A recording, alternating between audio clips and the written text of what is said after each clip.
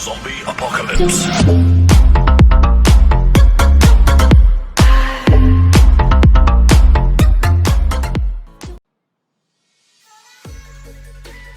साल 2017 इस दुनिया के सबसे डरावने सालों में से एक, क्योंकि इस साल जुलाई अगस्त के समय फेसबुक के एक एक्सपेरिमेंट ने पूरी दुनिया में तहलका मचा दिया। जी हाँ, मैं उसी फेसबुक के बारे में बात कर रहा हूँ जिसका आप रोज़ इस्तेमाल करते हैं। हुआ ये था कि फेसबुक के इंजीनियर्स बहुत ही एडवांस चैट बोट बनाने में लगे थे। चैट बोट होते हैं ना, आपने शायद यूज भी किए होंगे, जिसको आप मैसेज करते हो और वहाँ से ऑटोमेटिकली रिप्लाई आता है। आप असल में मशीन से बात करते हो जो कि हेलो हाई करके बिल्कुल एक इंसान की तरह बात करता है। तो फेसबुक एक ऐसे ही चैटबॉट बनाने में लगे थे जो कि सिर्फ हाई हेलो ही नहीं, बल्कि हंस के, रो के, नाराज़ होके, गुस्सा करके इंसानी आवाज़ में लोगों से बात करे।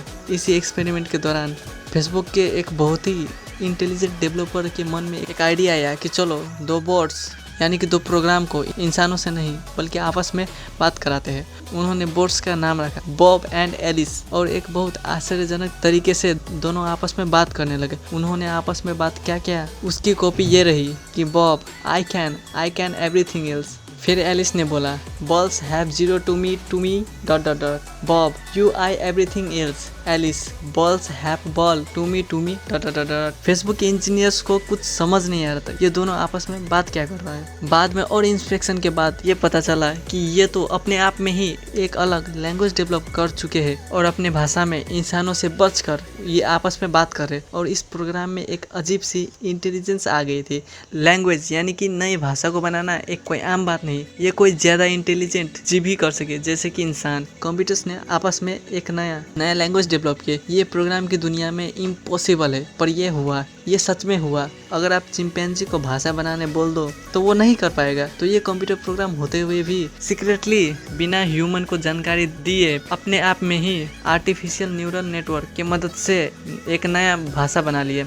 इस घटना के कुछ दिनों बाद ही इंटरनेशनल न्यूज़ ने ये रिपोर्ट किया कि फेसबुक ने इस आर्टिफिशियल नेटवर्क प्रोग्राम को मजबूरी में बंद कर दिए और बहुत मुश्किलों के बाद उन्होंने इस कंप्यूटर को बंद कर पाए। न जाने क्या होता अगर उन्होंने इस प्रोग्राम को बंद नहीं कर पाते।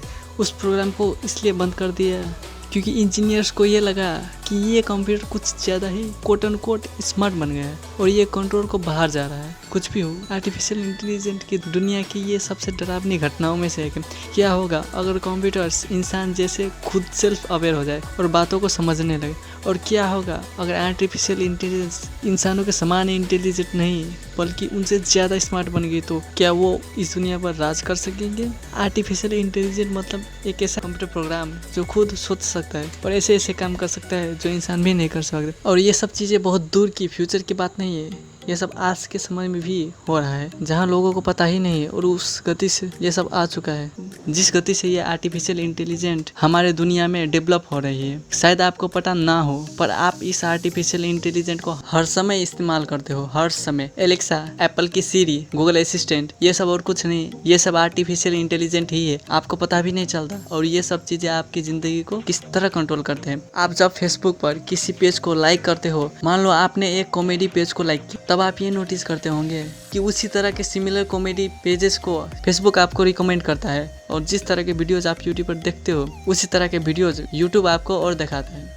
आप ऑनलाइन कुछ खरीदते हो, मान लो आपने कैमरा खरीदा, तो उसी तरह के हजारों कैमरा और उससे रिलेटेड प्रोडक्ट्स को आपको वो वेबसाइट्स दिखाता है। आप क्या खरीदते हो उस वेबसाइट के आर्टिफिशियल इंटेलिजेंट ट्रैक करती है। वो आपके सामने ऐसी प्रोडक्ट ला देती है जिसे आप कभी खरीदना चाहते थे। इस चीज़ को मशीन लर्निंग कहते हैं। हालांकि ऐसे टाइप की कंप्यूटर दिमाग बहुत काम आती है, पर यहाँ हम उसकी बात नहीं कर रहे हैं। हम ज़्यादा खतरनाक आर्टिफिशियल इंटेलिजेंट की बात कर रहे हैं। एक लॉ है जिसे हम मोर्स लॉ कहते हैं। ये लॉ ये कहता है कि हर 1 से 2 साल में दुनिया में जितने भी ट्रांजिस्टर लगे हैं कंप्यूटर पार्ट्स में, वो डबल हो जाएगी। जब से पहला कंप्यूटर बना तब से लेके आज तक ये लॉ सच ही हुआ है। वैसी तबाही मचाने वाली आर्टिफिशियल इंटेलिजेंट अभी तक तो हमारे बीच में नहीं आया, पर जितने विचारक हैं उनका ये मानना है कि ये कभी भी अगले 50 सालों के अंदर हमारे दुनिया में आ सकती है। कई विचारक तो ये भी कहते हैं महज एक 10 के 20 साल के अंदर भी ये आ सकती है। हम उस खतरनाक इंटेलिजेंट के बारे में बात कर रहे हैं,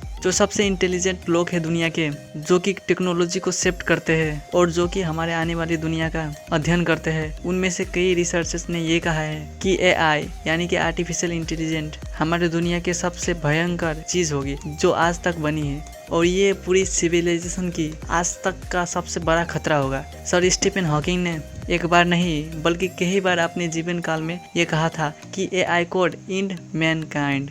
जो लोग आर्टिफिशियल इंटेलिजेंस को पूरी तरह से समझते हैं, उन्होंने कई ऐसी स्टेटमेंट को कहा है कि आर्टिफिशियल इंटेलिजेंस हमारी दुनिया की सबसे आखिरी इन्वेंशन होगी। आर्टिफिशियल इंटेलिजेंस हमारी दुनिया का अंत होगा। अगर हमने कंप्यूटरी दिमाग का कंट्रोल खो दिया तो इस दुनिया में एक लड़ाई होगी, एक लड़ाई जो कि कंप्यूटर्स और इंसानों के बीच में होगी। एक लड़ाई जिसे इंसान कभी भी नहीं जीत पाएगा। और क्यों नहीं जीत पाएंगे? क्योंकि कंप्यूटर्स आपस में एक अपना खुद का भाषा बना सकता है और खुद बात कर सकते हैं और खुद को डेवलप कर सकते हैं। इन सब चीज़ों को मिलाकर एक बहुत इंटेलिजेंट AI बना तो वो एक इंसानी दिमाग से बहुत ज़्यादा इंटेलिजेंट होगा। पूरी धरती पर इंसानों से ज़्यादा इंटेलिजेंट दिमाग और किसी चीज़ व प्राणी का नहीं हो सकता। अगर कंप्यूटर ऐसा करने में सक्षम होते हैं तो वो बहुत ही खतरनाक बात है। हम लोग चाहे कोई सा भी तरीका अपना लें, कितनी भी कोशिश करें इन रोबोट्स को हराने का, हम ये कभी भी नहीं कर पाएंगे, क्योंकि उनकी माइंड्स का पावर अनलिमिटेड टाइम्स ज़्यादा होगी।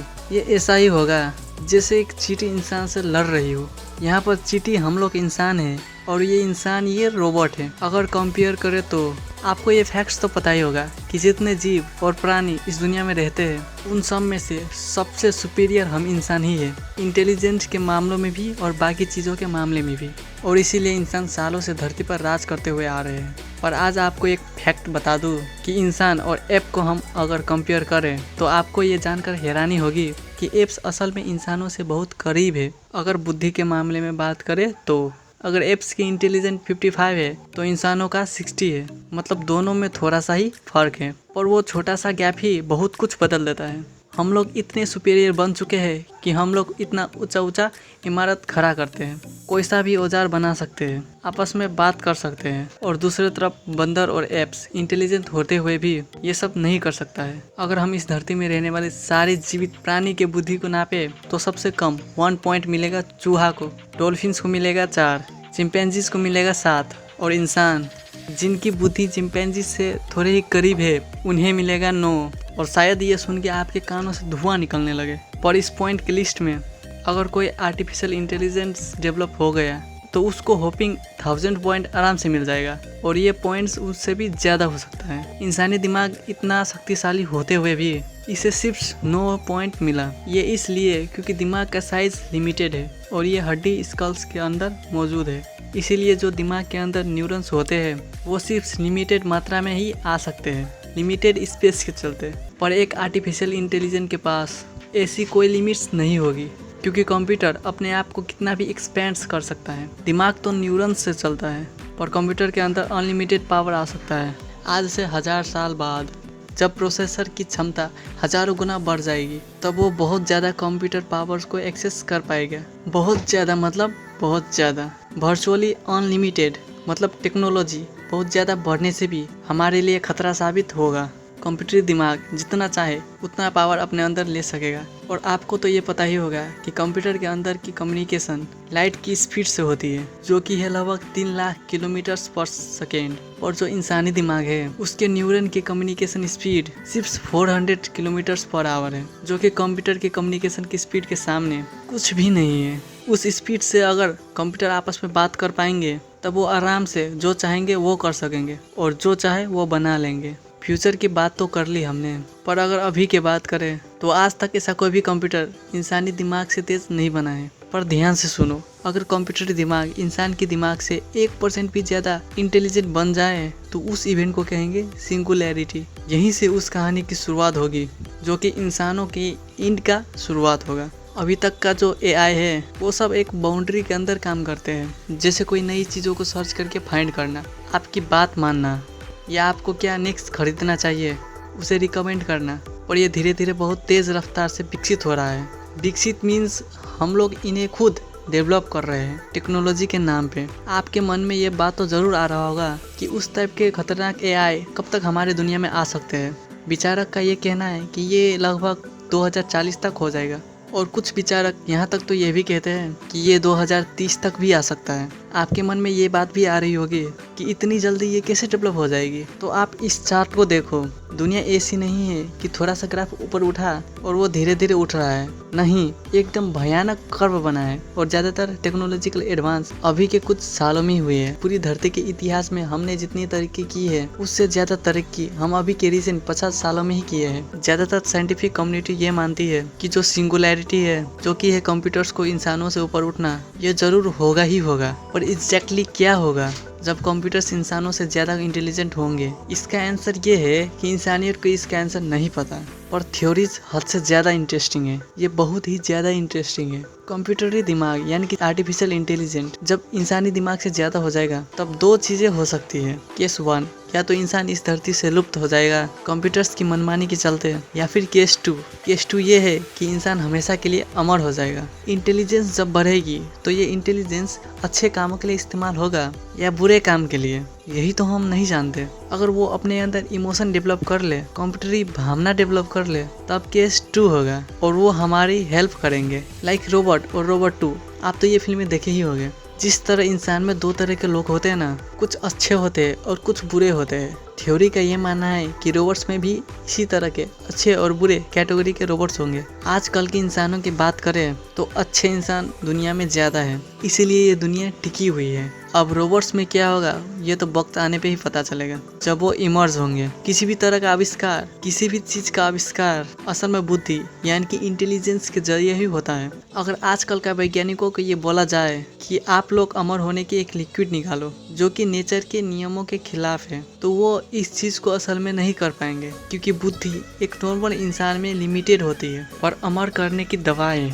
शायद आर्टिफिशियल इंटेलिजेंस के लिए मुमकिन हो। अगर केस 2 हुआ, अगर रोबोट्स का नेचर इंसानों के लिए मदद वाला रहा, इंसानों का हेल्प वाला रहा, तो वो शायद हमें लंबी उम्र जीने में मदद कर सकेंगे। अगर केस 1 हुआ तो वो चींटी के समान इंसानों को दुनिया से ख़त्म कर देंगे, खुद की आबादी बढ़ाना चाहेंगे। ये सब बात हम लोग आज इसलिए कर रहे हैं क्योंकि फेसबुक की वो 2017 वाली एक्सपेरिमेंट में जो हुआ वो बिल्कुल नामुमकिन था, और इतिहास में पहली बार ऐसा हुआ था। दो कंप्यूटर्स का आपस में बात करना, इट्स अमेजिंग। आपके मन में शायद ये बात आ रही होगी कि उन्होंने बॉब और एलिस दोनों चैटबॉट को बात करने के लिए छोड़ा क्यों नहीं, और एक्सपेरिमेंट करने के लिए उन्होंने इसलिए उन्हें बंद कर दिया क्योंकि इस चैट को एक बार ध्यान से देखो। Bob, I can everything else, I can everything else. शायद इसका मतलब ये हुआ कि आई कैन डू एवरीथिंग, यानी मैं कुछ भी कर सकता हूँ। यू आई एवरीथिंग एल्स, यानी कि इसका शायद मतलब ये हुआ कि हम लोग दोनों मिलकर कुछ भी कर सकते हैं। हो सकता है इसका मतलब ये ना हो, पर इस तरह की कन्वर्सेशन से हमें थोड़ा सा हिंट मिल जाता है कि ये आपस में क्या बात कर रहे हैं। ऑफ कोर्स ये लैंग्वेज इंग्लिश नहीं थी, पर प्रोग्रामिंग लैंग्वेज में इंग्लिश लेटर होती है, और इस चैट में यू आई ऐसे इंग्लिश वर्ड्स का प्रयोग किया गया था।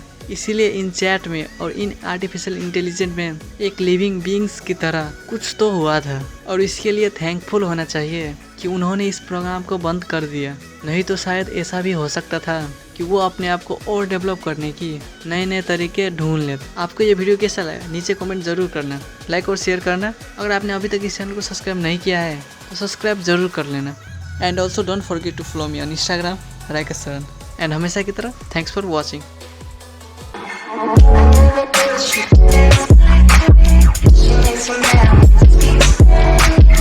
¿Cómo se llama?